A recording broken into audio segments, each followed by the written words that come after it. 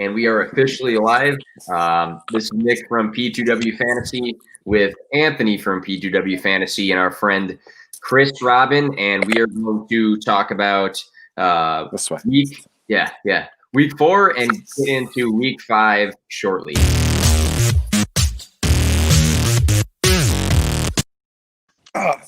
All right, so we didn't plan this, but me and Anthony had the Lakers Miami jersey. Chris stood neutral just to stay out of this because he knows Anthony and I can have some beef sometimes. Didn't plan that at all, but somehow we had the memo in our heads here.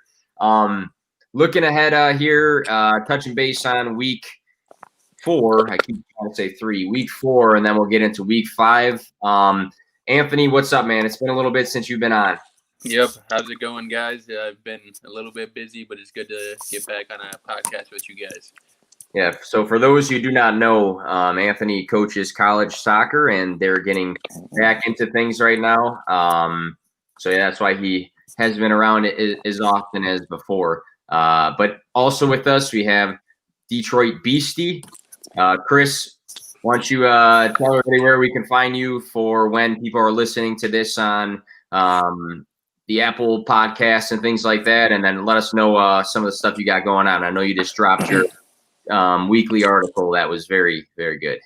I did. Thank you. You can find me right underneath my chin and my chest area at Detroit Beastie on Twitter. Bottom of the barrel, my weekly NFL DFS article is out now. You can find it on Twitter or at Facebook. Just Google search Chris Robin, bottom of the barrel, and it should pop up in 2 seconds. Rankings should be coming out tomorrow. Just about done, but I like to have them perfect and tweak them.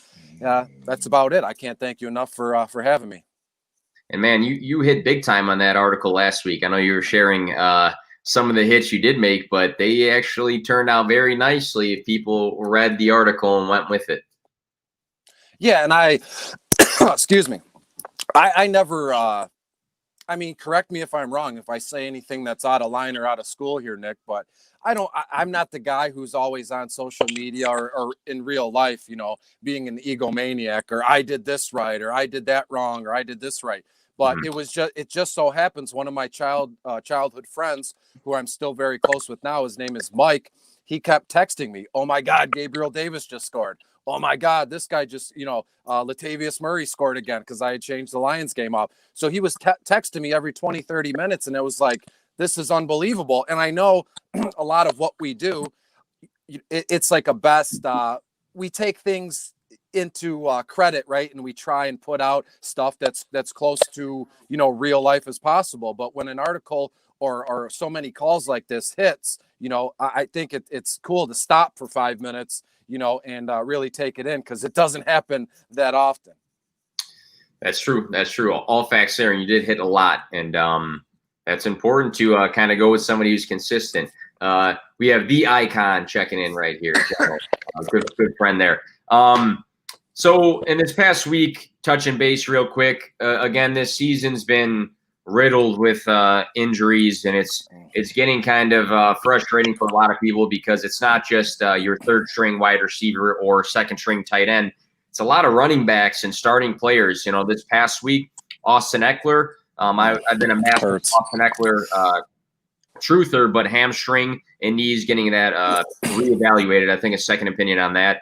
Nick Chubb with an MCL, which will probably take him out at least 6 weeks. They're projecting, could be sooner, could be longer. So that's 2 starting running backs for a lot of people right there. So you just have to understand, if that's you who's affected. You've had the people that have rostered Saquon and Cortland Sutton and Christian McCaffrey, those guys, and I mean, you just have to manage your team and adjust from there. If it means trades, if it means hitting the waiver wire, you just have to be aware of your league and what's going on with that. But let's go forward here and give a quick recap on some of the monster games from this past week. So usually we go over the top 5 and the bottom 5, but I figure we can just dive right into a new topic here. It's going to be asterisk or norm. So I'm going to give you guys a person who had a monster game, and you guys let me know if you think that this was just an asterisk for this massive scoring lead for this player, or if you think this is going to be a norm. Maybe if they scored 40 points, you don't say they're going to score 40 points every single week, but you're saying, hey, this player is going to actually have a lot more big games. So to start, I have Teddy Bridgewater. He was a QB4 this past week, 27.24 points. He went 26 for 37, 276 yards, 2 touchdowns, 1 interception, 6 carries, and a touchdown. So Teddy Bridgewater, I'll start with you, Anthony. What do you think about Teddy Bridgewater? Is this an asterisk performance, or do we see this as something that's going to be a norm? In my opinion, I want to say it's going to be closer to a norm than an asterisk. The reasoning behind that is kind of his coming out game, in my opinion. He's got a great wide receiver core, in my opinion, in DJ Moore, Robbie Anderson, and even Mike Davis right now, filling in for McCaffrey, is looking very good on all sides of the ball, running the ball and receiving. If he utilizes the weapons the way he did last game, he's going to be a dangerous quarterback in the league. In my opinion, Teddy Bridgewater is a game manager, so you're not going to see a lot of turnovers from him. So that's always a positive in terms of fantasy production. If he's able to get up there around that 300-yard mark, throw 1 to 2 touchdowns consistently, he's going to be a decent play in fantasy. So if he starts utilizing DJ Moore a little bit more, I think he's going to be just fine. And hopefully Christian McCaffrey comes back sooner than later and he has another weapon to use. So I could see it being more of a norm than an asterisk, in my opinion. All right. So Anthony's with the norm. Chris, are you countering him or do you agree? Well, I'd like to say it's a little bit of both, right? So this coming Sunday, week 5, Teddy and Carolina goes into Atlanta, and they've been god-awful on defense. They're 0-4. So I could see another repeat performance this Sunday in Atlanta. But do we think that Teddy Bridgewater has it in him to put up 30, 40 fantasy points a game? I don't think so. So let's ride out the norm in week 5, and then when we get around to week 6, we can maybe call it an asterisk. Atlanta is I hard-pressed to see Atlanta go to 0-5, but stranger things have happened. Yeah, I'm on that mixed feeling sort of between two. I mean, the schedule right now puts in his favor games like Atlanta twice over the next 4 weeks. He'll go to Chicago. I just think, the first game of the season, he scored 19.36, had a good last week, but in between those 2 games, they were just okay, very iffy games. I think one was actually a bad game. So I think he's going to be very matchup dependent. I don't think that we can depend on him to be consistent enough, but I think if it's the right matchup, like in Atlanta twice over the next 4 weeks, then you can play him. But I'm not going to jump on board of almost 30 points a week for Teddy.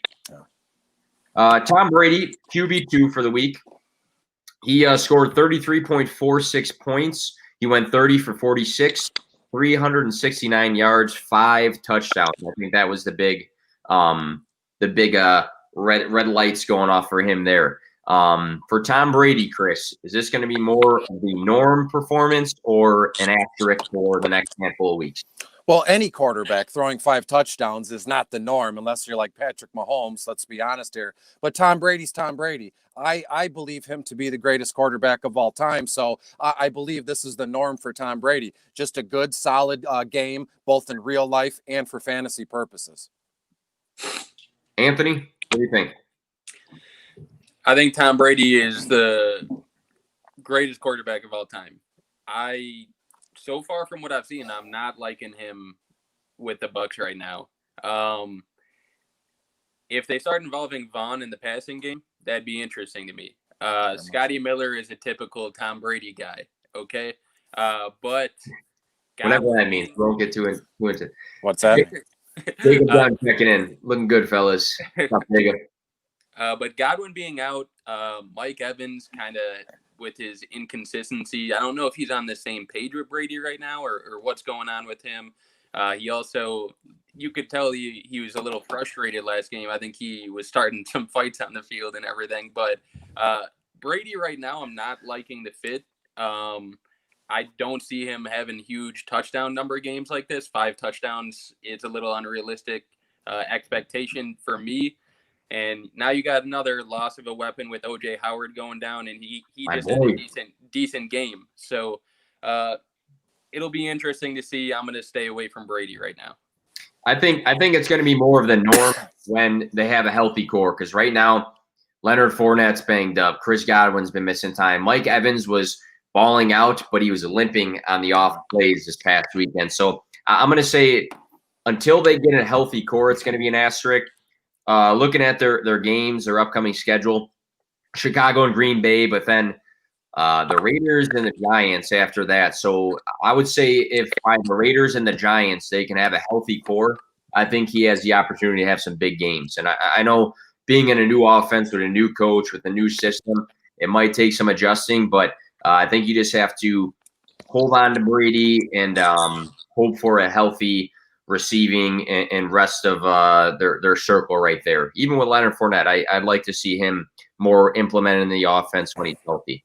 I love, if I may, real quick, I'm kind of with Anthony here. I love the idea of a Rojo and a Vaughn combo. Vaughn scored on Sunday. He just completely hammered the guy on his way to the end zone. He was going to score whether he liked it or not. And mind you, Vaughn was in street clothes for a few games this week leading up to this. So this kid has had major draft stock and potential. We saw it all spring and all summer. People were touting Vaughn as a top 10 fantasy back, and he was in street clothes to start the season for the first few games. So again, if Leo Fournette is in the lineup, that's one thing. But if he's out of the lineup, if he's hurt or he's ill, Kenyon Barner, if that matters, he was suspended 4 games today for substance abuse issues. So there's a clear path to playing time for both Rojo and Vaughn in the absence of Leonard Fournette. And I couldn't be more excited as a Vaughn owner in a very deep dynasty league. Quick side note, where's Chris's basketball jersey? No love for the Detroit Pistons. Not in 2020, Jacob. If we're going to go back to like 2005, with Chauncey Billups when they were shutting down, the Lakers, then went back to the finals. And Robert Horry. Yep. Yeah. Now we're talking. I got a Rip Hamilton jersey around here somewhere. I got to dig it out. And the face mask, I think, too, right? Yes, absolutely. All right, moving ahead here. Joe Mixon was the RB1, 42.1 points against Jacksonville. He went 25 carries for 151 yards, 2 touchdowns, 6 catches, and a touchdown. So, Joe Mixon, I'll start with Anthony this time. Do we think this is going to be more of the norm, having big weeks like this, or is this an asterisk? It's an asterisk for me. I am not a Joe Mixon truther. I don't believe in Joe Mixon being an elite running back. I'm looking at the game here, and it's a typical, as a college coach, we have guys on our team that you'll look at and be like, hey, you put him in against a bad team, and he's going to do damage. And that's what Joe Mixon just did. He went against a Jacksonville team that is not good, and he did some damage. Am I going to expect huge numbers like that going forward? No. Until he does it against some good defenses in some bigger games, I'm staying away from Mixon. I don't want anything to do with Mixon. I'm not buying right now. And if I have him after that 40-point game, I'm probably looking to sell, to be honest. I'm going to try to get as much as I can for him because I'm sorry, I just don't see it. I don't see it with Mixon. I love Burrow. I like what he's doing with the offense, but Mixon is not going to be an answer for me to be a RB1. So that's my opinion on that. Chris?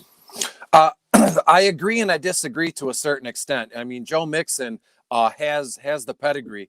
I know I hate to say, Mixon was drafted as a top 10 fantasy running back for a reason, because now we're starting to get into week 5 and greater, and you can kind of start to throw some of that stuff out as other guys emerge, like James Robinson in Jacksonville, let's say. But Mixon has the pedigree. He has the power to do this. It stinks that as we sit here tonight to talk about Mixon, is he an asterisk or is it the norm? He's playing in Baltimore on Sunday, and Baltimore is the 7th ranked overall rushing defense. But if you look at what Mixon has done this season, looking at my notes, he's got 78.75 yards per game, which is 6th among all active running backs. So the kid has it in him to do this. Again, I know I love the segment because you're giving us, the top notch performers of the week, right? Is it normal? Is it not normal? It's not normal for any quarterback to throw 5 touchdowns. It's not normal for a running back to put up 40 fantasy points a week. But where's that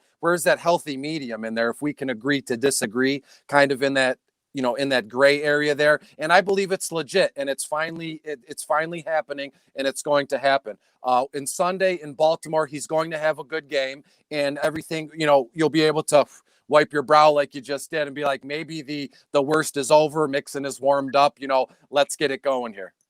Yeah, you make some good points there, especially with looking at the stats put up versus what the fantasy production is, because sometimes that's different. You have a guy that rushes for 100 yards and he gets 10 points, flat or something like that. But I think Mixon is going to be very hit or miss for me. That's going to be my stance. Looking at the first couple of weeks, 6.1, 12.6, 8.5.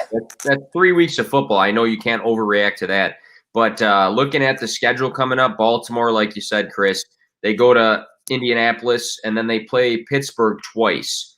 So you look at that group of games right there, and you might be concerned that Joe Burrow is going to be doing what he's done the first few games and throwing the ball almost 40 times, if not more. Yeah. So you're like, where does Mixon fall into that? He had 6 receptions, which is a good sign for him. Gio Bernard's not on the field, taking that away from him. On the positive note, though, weeks 12, 13, and 14, the Giants, Miami, and then Dallas, 3 teams that struggle to defend. So I think he's going to go through a rough patch, and you're going to say, hey, typical Joe Mixon, he's disappearing. He's almost useless in that flex position right now. But then you have a better side of the schedule when you might be in a pinch to make your fantasy playoffs. So it's not the norm for me that he's going to have consistent weeks, but I think he's going to come in handy later, if that makes sense. Absolutely, yeah. Antonio Gibson, rookie, RB5 on the week, 22.8 points against Baltimore. So we're looking at somebody who's going to play, or who did play Baltimore, and then we just talked about somebody who's going to play Baltimore. Had 13 carries for 46 yards, 1 touchdown, 4 receptions for 82 yards. What do you think about Antonio Gibson? Is this going to be the norm now that he is going to be a consistent fantasy option, Chris? It's a great segment, and I feel like a jerk because each and every one of these guys, I can argue both sides. I never got the draw of Gibson in the spring and the summer and leading up until now. Fast forward to week 5, where he's at home against the Rams. And you have to start at the quarterback position here. I know you're not asking about Haskins, but he doesn't look like a good leader on the field. He doesn't look like a good quarterback. And we read some reports that the team, Ron Rivera even, I think was forced to comment on it. If he keeps Haskins at quarterback, he's going to lose the team because nobody around him, players and coaches and other personnel, they don't believe in Haskins. So you need a guy that can just come in there and grab the reins and get something going. And I'd like to believe that, last week, this is going to be the new norm for Gibson. But as a rookie, I know that the big knock on him was, people would say it for fun and in passing on social media. Well, the kid only had 33 carries in college, and you're going to give him the rock, as a pro back all this time. Can he handle the workload? But this is what Gibson's going to do this season, because he's on, not only because he's a rookie, but because he's on a Washington team that, again, doesn't look that well aside from their, let's say, defensive line. But this is the kind of production you're going to get out of him. You're going to ride the wave, and you're going to have really high highs and you're going to have really low lows. You're going to be manic, let's say. That's the definition of being manic, high, low, low, playing Antonio Gibson. So again, another guy who I would only use when the matchup is plus. And if you look at this weekend playing the Rams, it's legit a mid-tier matchup. They rank 14th, 18th across the board in terms of defense. So, of course, I would play him this weekend, but just temper your expectations, people. All right, Anthony, what do you think about Gibson? Yeah, Chris, what you said about Rivera is interesting. I actually didn't hear about that, but I'm kind of on the same page as you, Chris. With Gibson, he's somebody who I definitely wasn't very high on coming out of college. Didn't have enough out there for me to kind of have a good sense of how he would be in the pros compared to some of the other guys. But they always say guys that have a lot of production are due for fantasy points. Oh. My counter to that would be David Montgomery, though. So it kind of goes both ways. David Montgomery gets a lot of work. He doesn't necessarily always give you good fantasy production. So I think it's going to be hit or miss with him. I think the one benefit he has over David Montgomery is I think he's kind of got a strong grasp on that competition in Washington. Yeah. Montgomery had Cohen there for a little bit. I don't know how they're going to use Patterson, but Gibson's going to catch the ball. So that's going to be a big plus for him. I think he had like 83 receiving yards, I want to say, this last week. He had a nice 30-yard gain off a screen. So I think you're going to have high points and low points like Chris said, but I think you're going to really be dependent on how he does in the passing game to get good points. Yeah, that's a good point, and I'm going to piggyback off of that because that's pretty much what I was going to touch on. I think with him being this almost like a gadget guy that he's going to rush. I mean, rushing 13 times. He rushed 13 times twice this season and then 9 times twice this season. So it's not like he's carrying the ball like a James Robinson like 17 times in a game. His work in the passing game at 4 receptions, we like the trend of it going up, but until like J.D. McKissick is not involved in the passing game, and now it's like 6, 7 throws to Gibson out of the backfield, I think that's when I'll be more optimistic. So I'm not really too excited about him unless he is more of that pass catching back, and that we don't have to worry about them throwing the ball a lot to another guy. So I think that's what's holding me back from saying, hey, this is going to be the norm. This guy's going to ball out on a weekly basis. I think he needs to be more involved in the pass game, especially with the Redskins. They're going to be losing a lot of games. Don't count on him carrying the ball like 16, 17, 18 times. I'm with you. Quick question here from our buddy Colin at Shotgun Fantasy. We'll make this one quick here. Would you trade Chubb for Drake plus Edmonds? This is a redraft question because I talked to him earlier. So, Chris, you're for this? Absolutely, yes. Okay. Anthony, are you for this or against this? In a redraft, I'm for it, probably. Yeah. In redraft, it's win now. There's no tomorrow. There's no next season. And Drake and the combination of Edmonds, who I believe has standalone value now, and we don't know how it's going to shake out. But one way, you're going to have an RB1 in Arizona with one of those guys. Yeah, the only counter argument that me and Colin, we were texting about this a little bit. The only counter thing I've seen is, what if Nick Chubb is back when you are in the fantasy playoffs and he's good to go? Like maybe that's when you want Nick Chubb. Yeah. And what happened? Go ahead. Go ahead. Well, what happens if during his absence, Kareem Hunt goes absolutely wild, like we know he can do, and Chubb is coming off, kind of a major, knee injury? What's going to happen? We don't know what's going to happen with Dearness Johnson too. So there's too many I don't knows here in its redraft, which just makes it very easy for me to choose. Yeah, that's exactly what I was going to say. We all know what Hunt is capable of doing. Who's to say that he don't get a very hot hand and they just choose to ride with him? So redraft, yeah, I'm going with the Cardinals back. One more question and then we'll move on. Five wide football. I traded Gibson and Josh Allen for Stafford, Gordon, and Wood. I think it's Woods in a 2-quarterback league. Is this a mistake? I traded Gibson and Josh Allen for Stafford, Gordon, and Woods in a 2-quarterback league.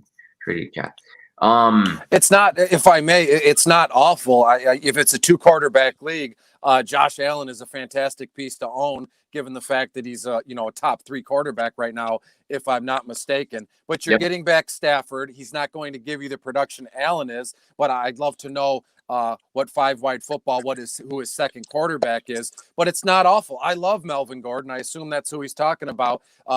Lindsey coming back doesn't scare me. He is a bell cow kind of back if they give him the ball. And in a PPR, Robert Woods, Bobby Trees is fantastic. You can set it and forget it with Robert Woods. I totally don't hate this trade.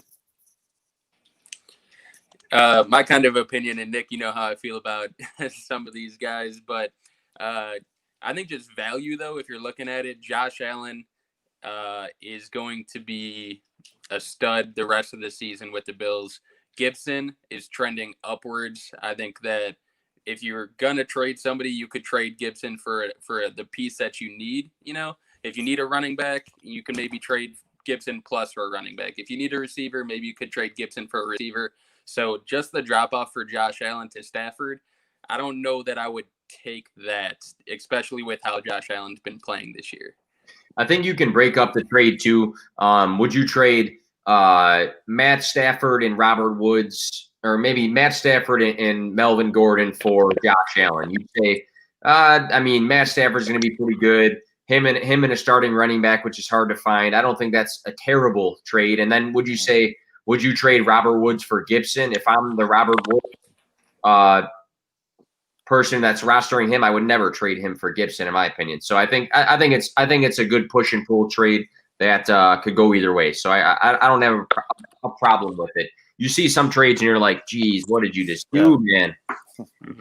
Let's move on here. Wide receiver 1 of the week, OBJ, 38.4 points. 5 catches on 8 targets for 81 yards and 2 touchdowns. 2 carries for 73 yards and 1 touchdown.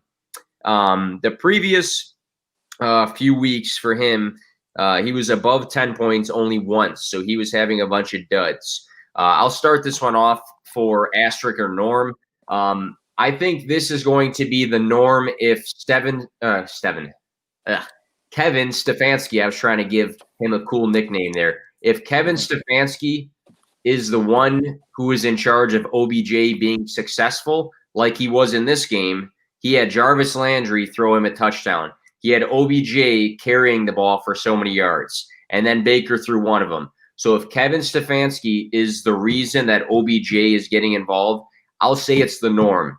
If it's Baker Mayfield's job to make sure OBJ is successful, it's an asterisk for me. So I think that the coaching staff this past week found creative ways to make OBJ involved in this offense. So if that's going to be the typical thing for the Browns to do, to say, hey, OBJ is talented, how do we get this guy involved creatively? If that's the case, norm. If it's just, hey, Baker, throw the ball 8 times OBJ. If that's the case, then asterisk for me, if that makes sense. Well, those are two what ifs. Are they? What if they can get him more involved? And oh my God, it's Cleveland, and we don't really have ever expected much from Cleveland, and they tend to screw things up. And I feel like I'm allowed to say that, being a Detroit Lions fan, they screw everything up too. Now, if you look at what OBJ did, I've seen the highlights, and a lot of the talk was, 2 of those touchdowns were rather fluky. The Jarvis Landry touchdown and that weird, I think it was a reverse or a pitch to OBJ. And he ran 15 yards back and was able to wiggle his way into the end zone. So 2 fluky touchdowns don't necessarily mean it's a normal for me. But, again, with OBJ, the only thing that I like about the guy is what you're going to get from him. Right? Being in Cleveland and being OBJ, however you want to put it. So I think this is an asterisk. He's another guy. You're going to really high highs, really low lows. Week 4 was a really high high. And the last few weeks have been somewhere in between. So I think this is the new normal for OBJ, is going to be somewhere in between, not like to the moon, but not all the way to the ground either. Anthony? Yeah, I would love to say that this is going to be a norm for OBJ, but unfortunately, after all of last season being an owner of OBJ, I just know that I can't, in good faith, say that that's going to be a norm. Baker Mayfield is not a very consistent quarterback. With the new coach, I mean, they've looked okay so far, the Browns. They're not as bad as a lot of people thought they might be, but now that you got Kareem Hunt taking over the backfield, I think he's going to see a lot of targets, and him seeing a lot of targets is going to take away targets from other guys. So it's going to be hard for me to say that's a norm for OBJ, but I mean, I would say he's talented enough to pull it off maybe 1 to 2 more weeks, having big games like this the rest of the season, but I just wouldn't expect it on a consistent basis. Yeah, might just be he could be a matchup winner for you one week, or he can really hurt you, and you got to hope for some other guys to step their games up. We did see Austin Hooper also get more involved in the passing game, which was nice for people that roster him, but it also might mean that, hey, he's going to take some steps forward. We'll go with two more guys here, and then we'll move on to the next segment. This one might be more easy for us here. Wide receiver 5 of the week was CeeDee Lamb, 25.2 points. 5 catches on 7 targets for 79 yards and 2 touchdowns. 309 total receiving yards in 4 games of football so far for the rookie CeeDee Lamb. His target share in order from weeks 1 through 4 is 6 targets, 9 targets, 7, and then 7. So for me, this is an easy one. He's making his stamp early on the NFL. I think he's a guy that, you know, if you don't want to plug him into your wide receiver spot, he's your 100% flex. If you have him on your team every week, I think the upside and the ceiling we saw this past week is huge for him. And I think you have no hesitations with plugging him in ever in your lineup. And that's my opinion on CD. Absolutely. A star is born in Dallas. How fitting is that? And if you look at what he's done, he is absolutely unseated Michael Gallup as their wide receiver too. Michael Gallup was a ghost in week 4, and rightfully so with the production that the rookie is doing. If you look at what he's done, he's averaging about 9.1 yards per target in the air. And I've never seen the stat before, but it's interesting. And 1.18 net expected points per reception. So every time he catches the ball, you can expect 1.18 points. And I would imagine that's without PPR. If it's a full point PPR, then he's averaging a little bit over 2 points per reception. That's fantastic for a kid like him, and expect more to come. And I firmly believe, and listen, I'm not a fan of the Cowboys. I'm not saying this out of a place of ill will or, you know, crazy expectations, but I firmly believe that Lamb will be the wide receiver 1 in Dallas by the end of the season. And I thought that him taking over wide receiver 2 over Gallup, well, it was a foregone conclusion. Let's be honest, right, boys? But nobody expected it to happen this fast. So if he can, you know, take over that WR2 spot this fast, what's stopping him from unseating Cooper at wide receiver 1 in that offense? Anthony, are you easy agreement here? Yeah, at first, I mean, I was not loving the situation for CeeDee Lamb. I thought he'd have a difficult path to targets, but he's been proven to be otherwise. So what I can say here is that Lamb looks good. He looks like he's the real deal, and he's got Dak Prescott as quarterback, who right now is going crazy. Okay, he's got tons of passing yards. What did he throw for 500 last week? Something like that. Yeah. So yep. I can't see him slowing down. I could only see him going up from here. So CeeDee Lamb looks like the real deal, and I think you're going to see bigger numbers than what he's been producing. Yep, I heard the puns from the fantasy footballers. They were calling him like TD Lamb, and they had like a couple other ones for him. But yeah, he's big time. He's big time as a rookie. Last one, we can go quick on this just so we can move on for the sake of time here. I'll take one tight end. It's Robert Tonyan. He's currently he was the tight end 2 for the week, and he currently is the tight end 2. This past week, he had 33.8 points. He had 6 catches on 6 targets for 98 yards and 3 touchdowns.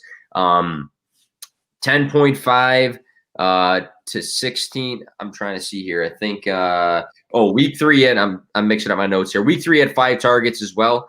10.5 week 2. Week 3 was 16, and then this week. So that's what his scorings looked like. I heard that his nickname is Baby Kittle. That's what they keep referring to him as on some of the podcasts I've listened to with ESPN and the fantasy footballers. I saw Aaron Rodgers last night in the game on the 3rd touchdown kind of bump into Tonyan, and he was counting on his fingers 1, 2, 3, just kind of like, you know, nudging him, saying, "Hey, man, you're having a big game." For me, Tonyan, I have no reason to not think that he is going to be a thing this year. And the reason I'm going to say this is I know that they were missing Devontae Adams, who last time I checked was a pretty good wide receiver and demands a massive target share. But Allen Lazard's out for a while. MVS is, in my opinion, not a great asset to have. I think he does good things, and I think he does very bad things sometimes. I think Robert Tonyan has gained Aaron Rodgers' trust, and I think in a world where we've had so many disappointing tight ends this year, I'm going to roll with this guy if I picked him up off of waivers. I think he's a good option, and until he proves you otherwise, go with the hot hand. Am I wrong in thinking this? No, actually, very well said. And being a fan of the NFC North, I've been able to watch Aaron Rodgers since day one, backing up and then to blossom into what he is now. And I probably, you guys would agree that we've seen Aaron Rodgers, when he connects with a guy, when he trusts a guy, he runs with him. Example, Jordy Nelson, Devontae, like he gets laser focused. That's what he does on one guy, maybe two. But for my point here, he laser focuses on one guy. And right now, Tonyan has his full attention. So in turn, I think we should have Tanyan's full attention as well. Okay, so I'm actually on the other side of this compared to you guys. My reasoning behind this, and I watched that game. He went off. Rodgers and him looked like they had a great connection, but we've seen this too often with Packers players. You got MVS that'll have a big game. You got Lazard that'll have a big game. You got other guys that'll randomly have. You had Kumaro last year have big games. So I don't think it's going to be a normal thing, especially when Devontae Adams comes back and Lazard comes back. Because Lazard's a name that isn't being mentioned a lot, but Lazard is one of Rodgers' guys. There's big talks of him and Rodgers being close. They do everything together. They're good friends, and I think that's who really has Rodgers' trust is Devontae Adams and Lazard. And we can't forget Aaron Jones get some receptions. Williams get some receptions. I don't think that there's enough room for Tonyan to consistently put up good fantasy numbers. I feel like he's going to be a guy that's going to sporadically give you decent points, but not somebody that you can consistently rely on. Just because we've seen it too often with Packers players, you got random guys putting up big points because Aaron Rodgers is your quarterback. I guess the only argument to that, though, is the guys you all name are wide receivers that are supplemental to Devontae Adams, and then Robert Tonyan's playing a different position. And he's had 4 weeks of being – I mean, he's a tight end, too, across 4 weeks right now. That's only – And what are we expecting out of a tight end, not only this season, but long term? Long gone it's Kittle and Kelsey. You can maybe throw Mark Andrews in there as well. When I draft a tight end, it's actually not just a little secret. It's one of the last positions I ever draft in an actual fantasy draft, redraft, dynasty, however you want to call it. But I'm cool with 40 or 50 yards and a touchdown every once in a while. So I think Tonyan can do that. 40, 50 yards seems like a very safe floor for him, and a touchdown every other game, even with Devontae Adams there.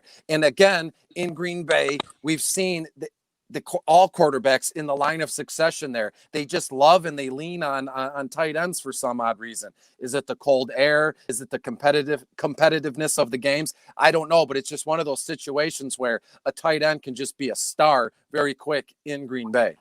Yeah, I can. So I think you and I are in agreement, but I can also see Anthony being a little bit hesitant for a guy that came out of nowhere, and then you seeing different guys pop up. But yeah, I think there's room to be optimistic for him. But also, I don't think you're benching, Darren Waller to start Tonyan on a consistent basis. But it's been a weird world of tight ends this season, so I like the consistency across 4 weeks for him. Let's move on. Let's move on to breakup or stay. So I've related this to real life. You get in these relationships through time, right? And you might hit some rocky patches. Things are going down the wrong road, and you have to make a decision at some point. Am I breaking up, or am I going to stick this out and stay? So you can say the same sort of thing with your fantasy football players that you roster. Hey, I had some optimism for this relationship with this player I'm rostering. Now you have to make the decision. Do I break up, a.k.a. I'm dropping him, or I'm trying to trade him, or do I stay and just stash him and stick it out? So I got some players to talk about. Maybe we can hit these fairly quick here. But the first one on the list, Daniel Jones. Are we breaking up or staying? He's QB 30 for the year so far. 0 touchdowns in the past 3 games, but 3 interceptions.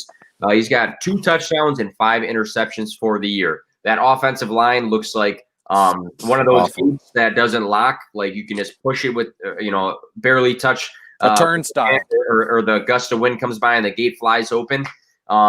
Chris, are you breaking up with Daniel Jones, or are you going to stay? I'm not going to break up with him, but I'm going to distance myself. I'll keep him in my phone in the rotation, text him, on a Friday night if need be. So I don't want to fully cut bait with him because the kid is young. We can see what he can do. He has some good pedigree there, so I don't want to cut him completely. But to be honest with you, I wouldn't be upset if somebody else started dating him and Danny Dimes went with him. All right, Anthony, what about you? So, just looking at, last year he had a ridiculous amount of fumbles, a ridiculous amount of turnovers.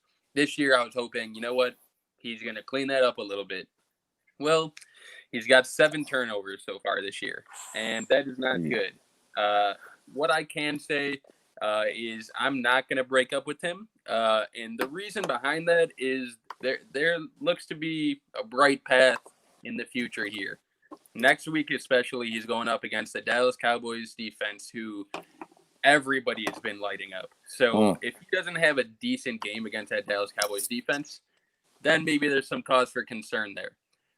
Then he's got Washington after Dallas, and after that he's got Philadelphia. And honestly, those are all favorable matchups for a quarterback. So you got some brightness at the end of the path here. Hopefully he turns it around and doesn't get hit every time he throws the ball. But 7 turnovers is a little ridiculous through 4 weeks here. And if he doesn't do good in this next couple games here, it's time to break up with him, I think. I agree, yeah. All right. Well, for me, I think it's going to have to heavily depend on a matchup, but at the same time, he hasn't had the worst set of matchups, so I really just don't have confidence in him. And he was a guy that I tried to grab in almost every draft I was in this past year, and I'm going to sit him for Fitzmagic, and I'm going to sit him for Tannehill, and I'm going to sit him for go down the list for Bridgewater. I'm going to sit him for all these guys because he has done nothing to give you optimism right now, and I think part of it's on him, part of it's on the O-line, part of it's on the injuries, part of it's on the Giants. So I'm breaking up in the sense of if he wants to come back to me and we can work things out later, maybe I'll keep him in the back of my pocket. But I have no confidence right now. I'm sorry. Let's look at some running backs real quick here. Let's just look at Baltimore. J.K. Dobbins is RB 41. For the year, he's got 15 carries for 92 yards and 2 touchdowns, which he had week 1, 6 receptions. Mark Ingram is right behind him at RB 42. Year, he's got 34 carries for 148 yards and 2 touchdowns. 2 touchdowns, just like Dobbins. 3 receptions, though. And then we have Gus Edwards, 27 carries for 167 yards, and I think he paced both of them last game. Are we going to break up, or are we going to stay with let's take Gus out of this? Gus is a good player, but let's take Gus out of this. Are we going to break up or stay with if you have J.K. Dobbins or you have Mark Ingram? Anthony, you can start us off. So this one's a little difficult for me because let's say redraft. Just to clarify, redraft. Okay, redraft.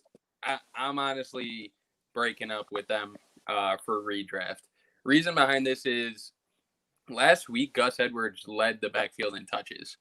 That is concerning for me as a Dobbins owner because you want to think that Dobbins is going to be the guy that kind of takes over that role.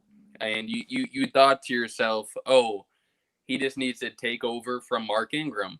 Well, now we're seeing here that Gus Edwards got a big percentage of the snaps last week, and that's a little concerning to me because you want Mark Ingram to take a step back and you want Dobbins to go forward, but now Mark Ingram takes a step back and Gus Edwards takes a step forward. So obviously it's a high-powered offense with Lamar. The run game is going to be dangerous, but I'm just concerned that it's going to be 1 week Dobbins have a good week, 1 week Ingram has a good week, 1 week Edwards has a good week, and I'm not fully confident that any of them are going to grasp that role the rest of the season. I'd love to say Dobbins would, but from what I've been seeing so far, it doesn't seem like they're going to hand the keys to any one running back. So I'm going to break up with them for this redraft. And if you're a dynasty guy, I hope that things turn better for Dobbins going forward. I mean, well said. Going into this, obviously, I got the script, the show script ahead of time, and I didn't know which way I was going to go. On the surface, I mean, J.K. Dobbins is the guy here to own if you're talking dynasty. But Anthony brought up a good point in redraft. So let's just simplify it for real life purposes, because real life leads to whatever, fantasy points. I guess I just made that up and it was stupid. But J.K. Dobbins he might be last in the pecking order for targets and touches here. It was shocking to see Gus Edwards get all those carries. And like Anthony said, it seems like Harbaugh might be riding the hot hand in this one. And you can't just break up with the steady Eddie, old savvy vet in Ingram. He's still going to get carries in the goal line. He's still that big, bruiser of a back when you get inside the 5 or 10 yard line. But Anthony hit it out of the park. We never know what we're going to get out of these three guys on a week to week basis. Week 5 Sunday, they're playing Cincinnati, who are looking at their 25th overall on defense, 29th, almost dead last against the rush. So realistically, all three guys could have a fantastic game, and good luck figuring it out week to week. So, I'm breaking up with all three of them. Which is both understandable. The reason I'm going to stay, and when I say stay, I mean I'm probably going to bench both of them. The reason I'm going to do that, though, is because you're not going to drop either one of them. I don't care how big or small your league. You can't drop either one of them. And then if you try to trade them, you're going to get garbage. You're going to get garbage from them. You're going to get guys that you'll never play.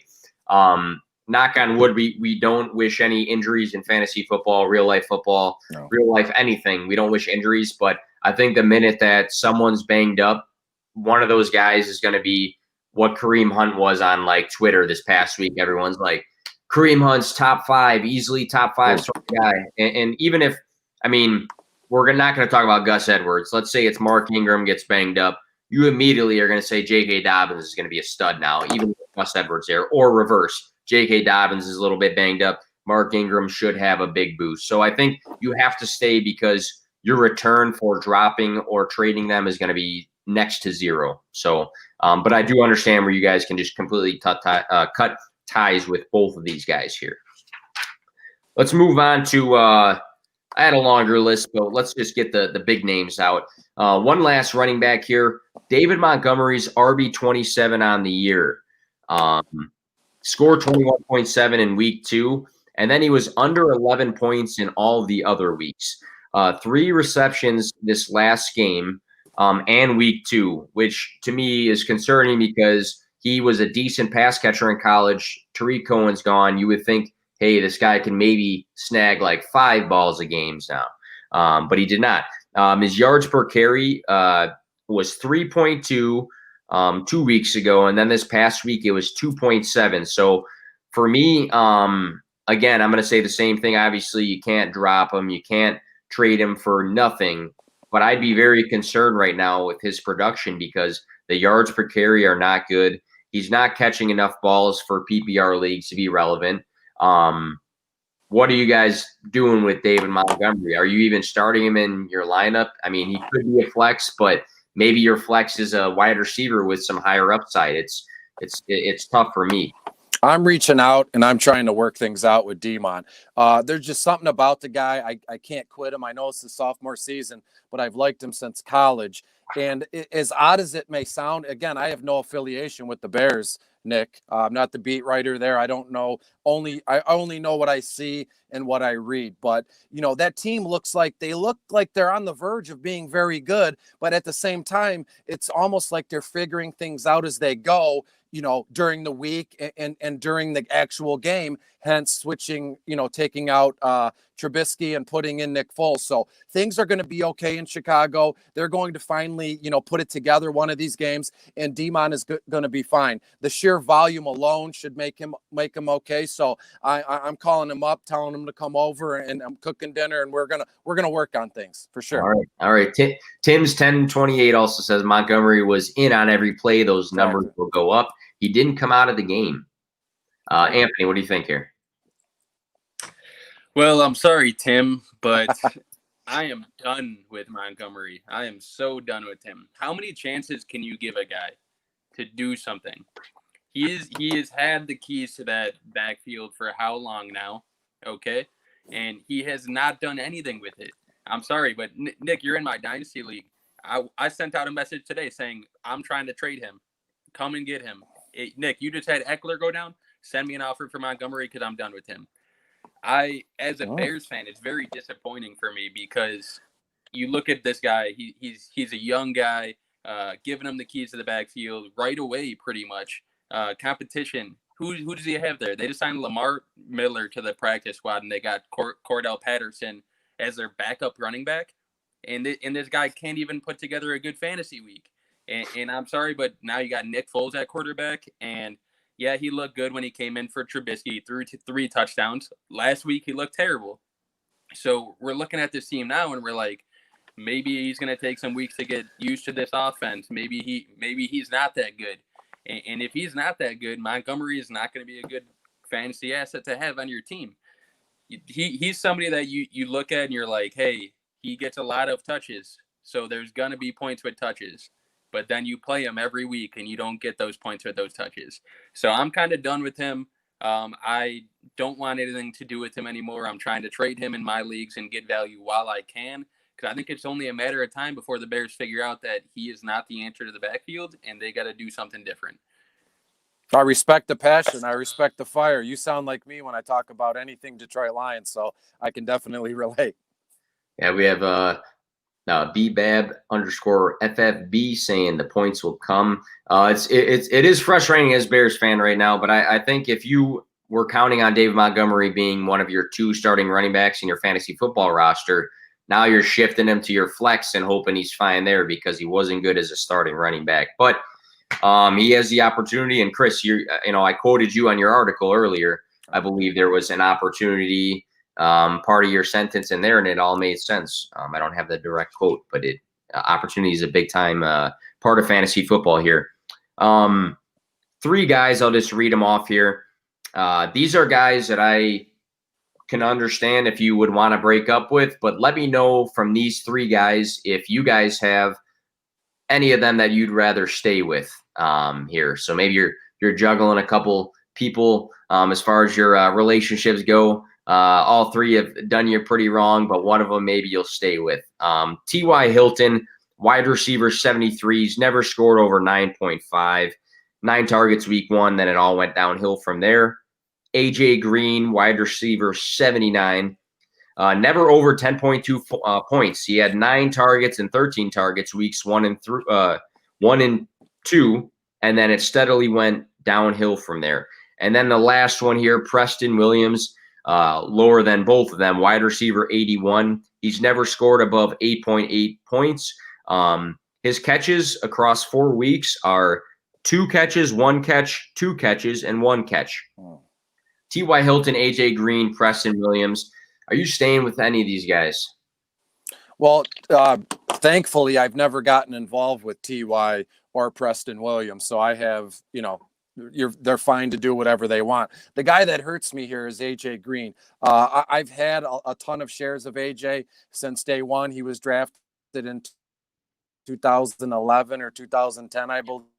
Same draft as Julio Jones, and he was fantastic. I've owned him, like I've said, years and years on end, and it finally looks like things are coming to an end here, especially with Tyler Boyd assuming that wide receiver 1 role there. T. Higgins is stepping up, so sorry, AJ, but it's just not working out anymore, buddy. Anthony? Yeah, I have never owned T.Y. Hilton in any leagues. I don't think I don't think he's the answer. I don't think he's very good, and I don't think he's going to flourish with Phillip Rivers as quarterback. Like you said, Chris, T. Higgins has arrived. Boyd has stepped up, and that just Yep. pushed AJ Green out the door. So don't want anything to do with him. He's already 31 years old too, I believe. So Ton of soft tissue injuries on his feet and his ankles. Yeah, if you could get something for him now while you can, I would look into it. And Preston Williams, I had high hopes for, but I tore my ACL in college. I know it's not an easy road to come back from, and he has not looked good. I don't know if the injury just isn't fully recovered, if he's not ready to go, but I saw that he's been targeted on less than 11% of snaps or something like that, or he's lined up in less than 11% or something along the lines of that. It doesn't look like he's going to be a heavy part of this offense. It looks like Gesicki and Devontae Parker might be the guys, and there's some other new guy that's been stepping up for Miami. So Preston, I'm going to have to fade until he proves to me that he's healthy and can make an impact on that team. So I'm fading all three of those guys. Yeah, so the quick thoughts here with T.Y. Hilton is you had two guys get hurt, right?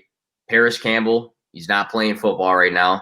Michael Pittman Jr., the rookie, he's not playing football right now. So if he cannot find a way to be fantasy relevant with those guys gone, evaporate him. AJ Green has had tons of targets and opportunity and just not been good. I mean, Joe Burrow was overthrowing him a bit at times.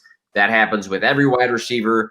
T. Higgins is stepping up big time. T. Higgins is going to be the breakout guy that's going to push him aside and say, hey, thanks for all the stuff you told me at camp. It really helped me, buddy.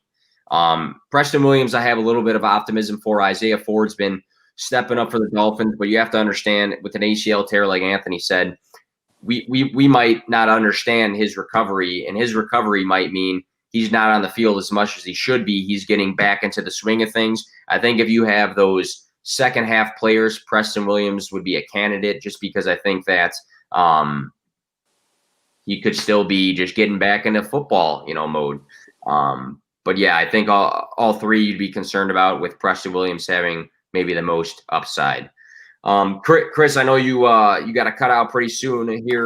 Me and Anthony will probably just go for a little bit longer afterwards. But can you just remind everybody, for those who listen to this on Apple and Spotify and all that, where can we find you and what you got going on? Absolutely. I can't thank you enough for having me.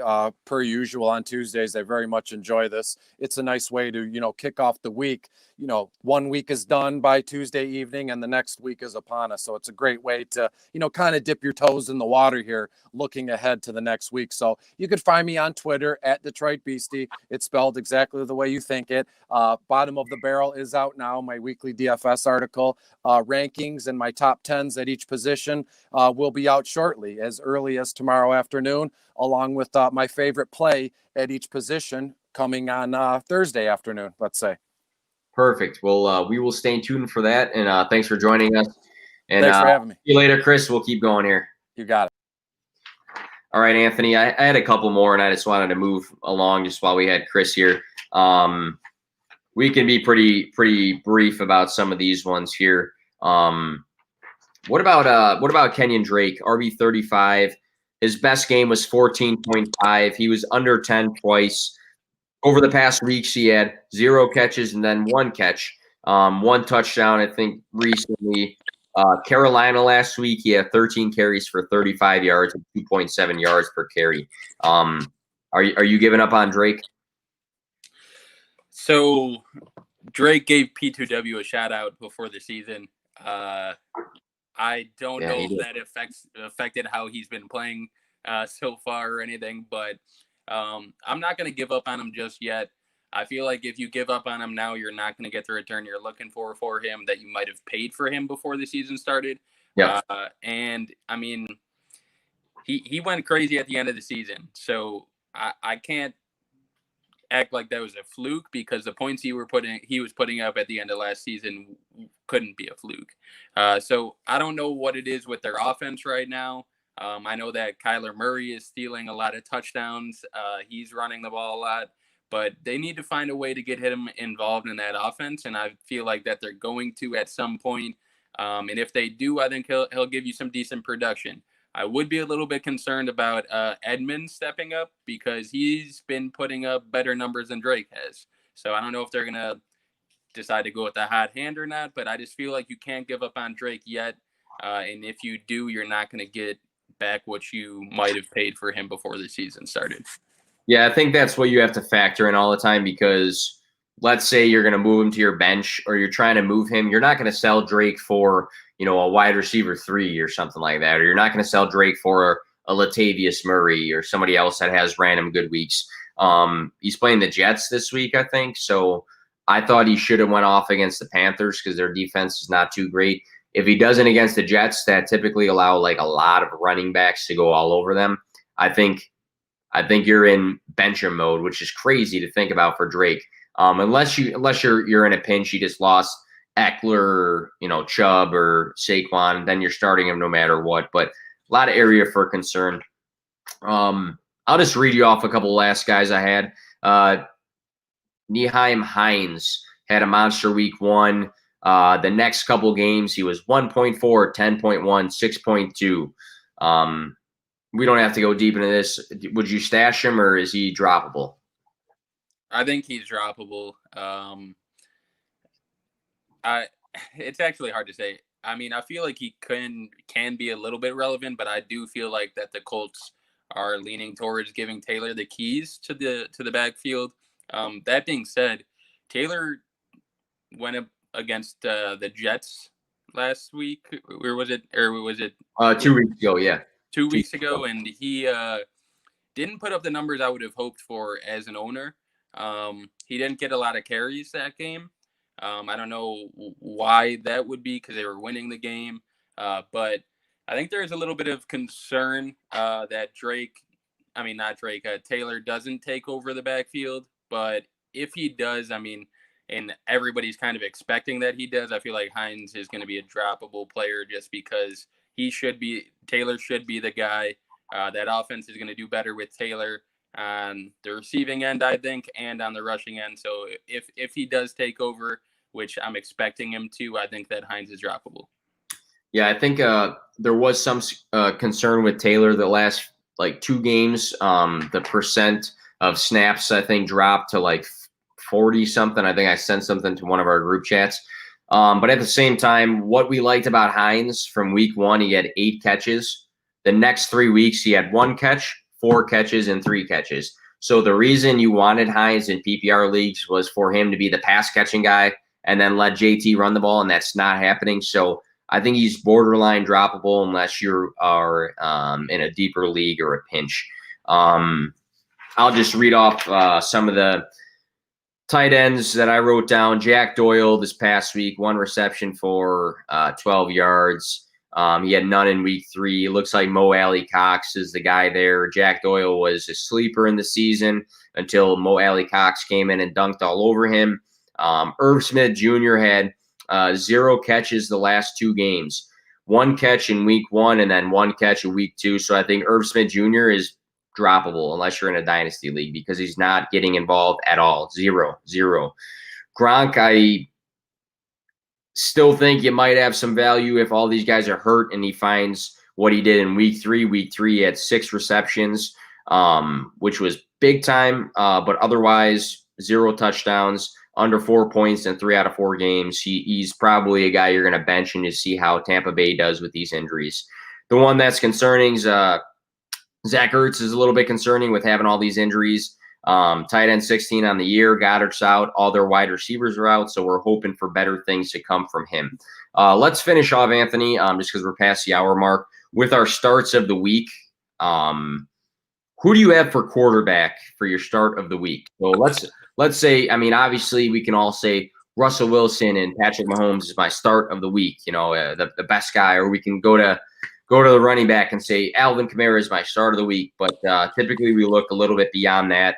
Who is your quarterback of the week? Yeah, my start of the week here is actually going to be Justin Herbert. The reason behind that is if you're looking at Herbert here, last week he threw 20 for 25. He had 20 completions out of 25 pass attempts. Accuracy looked great, and then he barely had under 300 yards last game. The 2 games before that, he had over 300 yards. So he's getting that big yardage mark that you're going to want from a quarterback. And then you're looking at his matchup, and he's playing the Saints defense. And the Saints, I'm sorry to say it, but they look like a little bit overrated of a team this year. Their defense has let up, I got it right here, 23 points in week 1, 34 points in week 2, 37 points in week 3, and 29 points in week 4. And those numbers are concerning for a defense. You're giving up 30 and 30 plus points a week, and that's not good, because in order for you to win games, your offense needs to score big points then. I think Justin Herbert's going to take advantage of that backfield, put up some points this week, and it is notable that he has ran the ball every week over 10 yards. Might not be a big number, but that's additional fantasy points for you there. He did get a rushing touchdown in week 1, and that's going to be beneficial to you if it happens again. So Herbert, I'm liking the matchup. I'm liking what he's been doing lately. He's my start of the week. I agree with you there. And to see him throw the ball so much, if he eliminates turnovers, I think his completion percentage has been great. He's thrown some touchdowns. He is mobile, so I agree 100% with you on that. Mine is Teddy Bridgewater versus the Falcons, and this will probably be the only time I say Teddy Bridgewater outside of 2 times he faces the Falcons. But on the year, we thought he's going to be a game manager. He had 34, 42, 28, and then 37 passing attempts. So he's actually throwing the ball a lot, which we didn't expect too much from him. The Falcons have given up the second most passing yards this season. So I think they're a pass-heavy – it's a pass-heavy defense as far as coming in with a game plan. Mike Davis has been a stud, obviously, with the run game. Reggie Bonifant came out the last week and got some decent touches too. But I think this is the defense. If you have the quarterback, you play them against the Falcons. I think it's just clear as day at this point.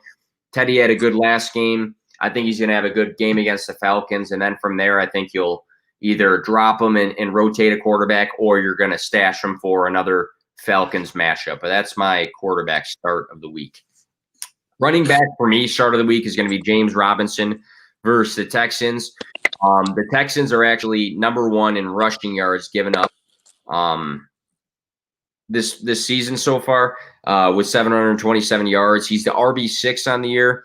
Last game, he had 17 rushes and 4 catches. So we talked before about opportunity, and add 17 and 4. That's a lot of touches for a running back. So I think against the Texans that have allowed I thought it was the Jets. It's the Texans, though. They've allowed the worst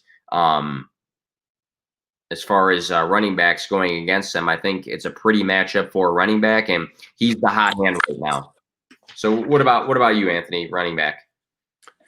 Yeah, I would agree. I think that's a good matchup for him. So I can see him putting up good numbers.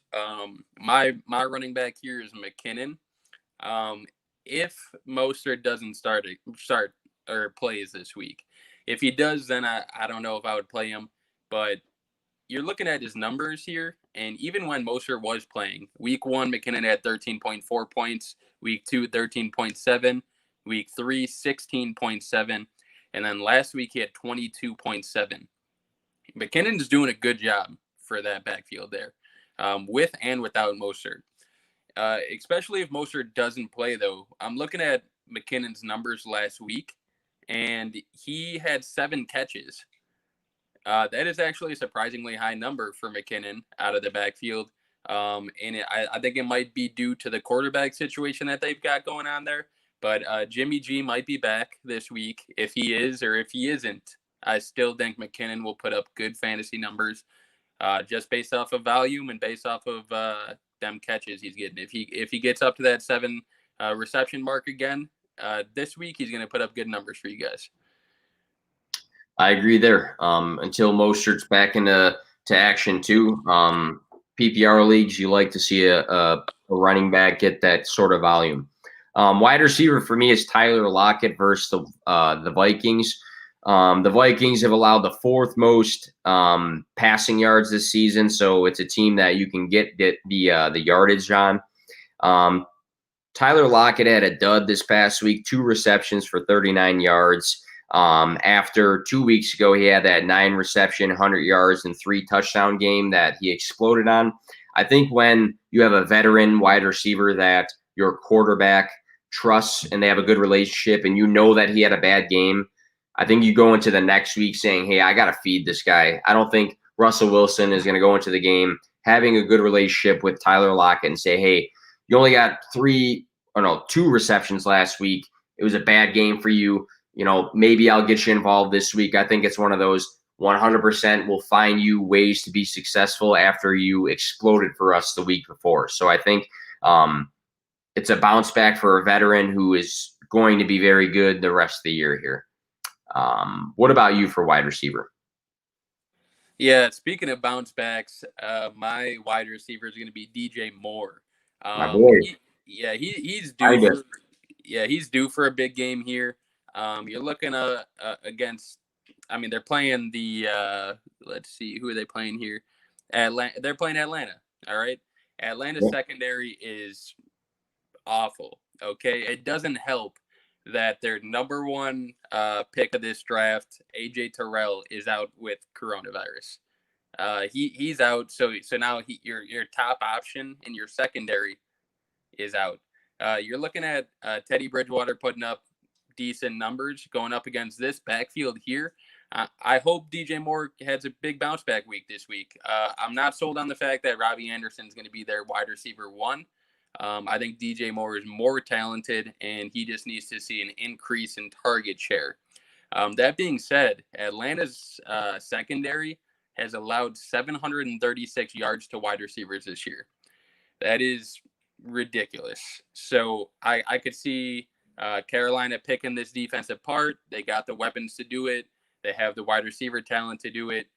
Give DJ Moore some more target share, and he's going to do some damage. I think this is a big bounce back week for him. I agree, and he's due for it. And I think from a talent perspective, it's hard to rule him out, even if Robbie Anderson has been their go-to guy, because I just don't think Robbie Anderson is a guy that's going to sustain this sort of momentum over a guy who's probably more talented than him.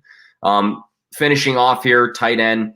I have Darren Waller versus the Chiefs, and I said before we're not going to talk about the obvious, but I think Darren Waller is going to finish the week as the tight end one, in my opinion, against the Chiefs, because the Raiders are going to have to throw the ball a lot. I think Darren Waller is going to have the George Kittle 2.0. George Kittle had that 15 catches game this past week. He went crazy. I think Darren Waller is going to repeat something similar, maybe not to that extent. This past week, 9 receptions on 12 targets against the Buffalo defense. And I'll take the Buffalo defense before the Chiefs defense almost any day, even though the Chiefs defense have greatly improved, I think. 16 targets in week 2 versus New Orleans for Darren Waller, and I think it's going to be the same. This past week, Nelson Aguilar, I think, stepped up for them. I think he might have been their best wide receiver, and then Hunter Renfrow is like the sub B under that with Henry Ruggs and Brian Edwards out.